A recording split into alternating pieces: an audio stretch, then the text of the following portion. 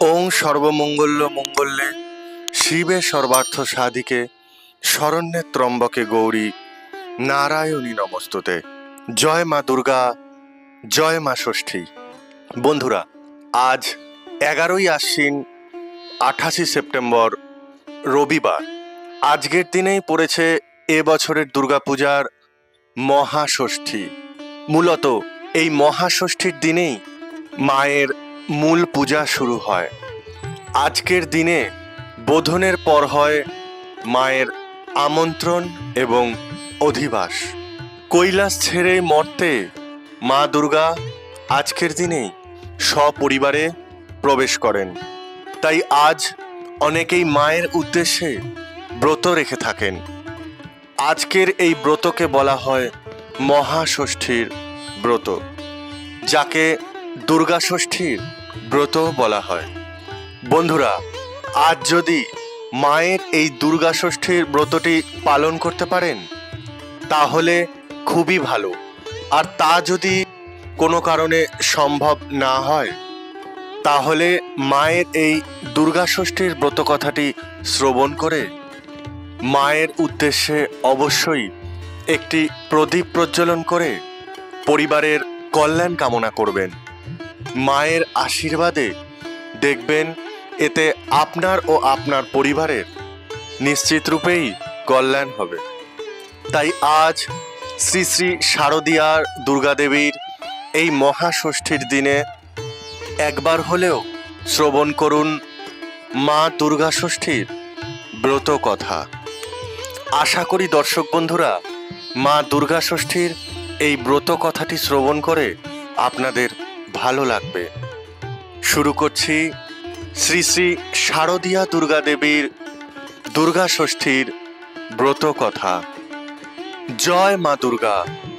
একবার আশ্বিন মাসের শুক্লপক্ষের ষষ্ঠীর দিন কৈলাসে মা দুর্গা মহাদেবের ওপর অসন্তুষ্ট হয়ে অনেকক্ষণ কথা বলেননি। অনেক সাধ্য সাধনা করে মহাদেব দুর্গাকে বললেন, দেবী, আজ ষষ্ঠীর দিন তুমি মৌনী হয়ে চুপ করে রয়েছ কেন? আমি এত ডেকেও তোমার কোনো সাড়া পেলুম না, ব্যাপার কি বলো তো?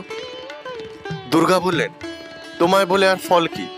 তোমারই বরে সন্তান পেয়ে কত সন্তানের মায়েরা আজ দুর্গা ষষ্ঠীর দিনে কত আনন্দ করছে, কিন্তু আমার কোনো সন্তান নেই যে আমি একটু আনন্দ করব।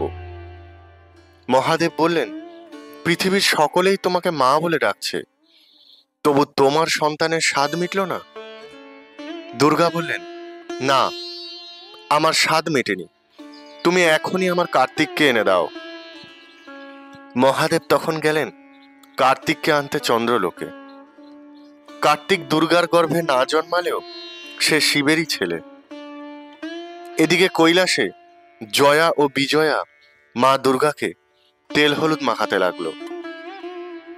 এতে মা দুর্গার গা থেকে যত ময়লা বেরোলো তাই দিয়ে দুর্গা একটি পুতুল গড়লেন। সেই সময় নারায়ণ সেইখান দিয়ে যাচ্ছিলেন। পুতুলটি দেখে তার খুব ভাল লাগলো। তিনি তখনই তার মধ্যে প্রবেশ করলেন। এতে পুতুলটি প্রাণ পেল আর মা দুর্গাকে মা মা বলে তার স্তনপান করতে লাগলো। দুর্গা আনন্দে আত্মহারা হয়ে উঠলেন। এমন সময় মহাদেব কার্তিককে এনে দুর্গার কোলে দিলেন। দুর্গার কাছে মহাদেব পুতুলের সব কথা শুনলেন আর কৈলাসে উৎসব করার জন্য সব দেবতাদের নিমন্ত্রণ করলেন। সমস্ত দেবতারা কৈলাসে এলেন, শুধু এলেন না শনি। শনি আসেননি দেখে মহাদেবের খুব রাগ হলো। কাজেই শনিকে শেষ পর্যন্ত আসতেই হলো। কিন্তু শনি চোখে হাত চাপা দিয়ে রইলেন। শনি ছিলেন সম্পর্কে দুর্গার ভাই। এক সময় দুর্গা তাকে বর দিয়েছিলেন যে শনি যার দিকে চাইবে সঙ্গে সঙ্গে তার মুন্ডু খসে পড়বে।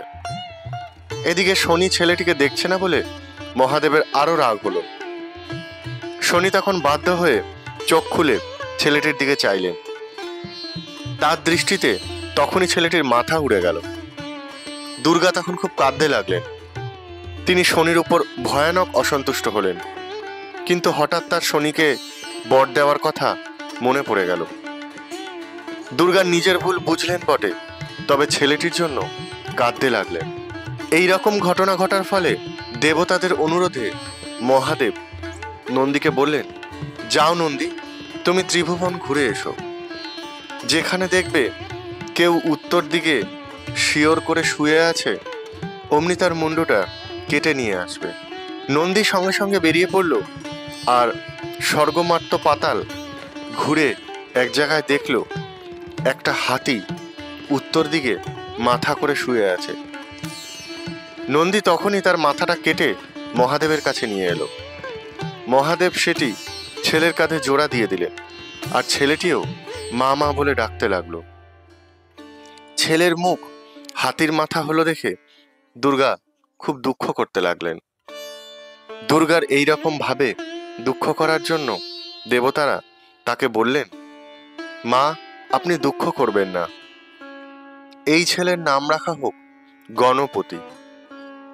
এর পুজো সকলের আগে লোককে করতে হবে, তারপর আমরা সকল দেবতারা পুজো নেব।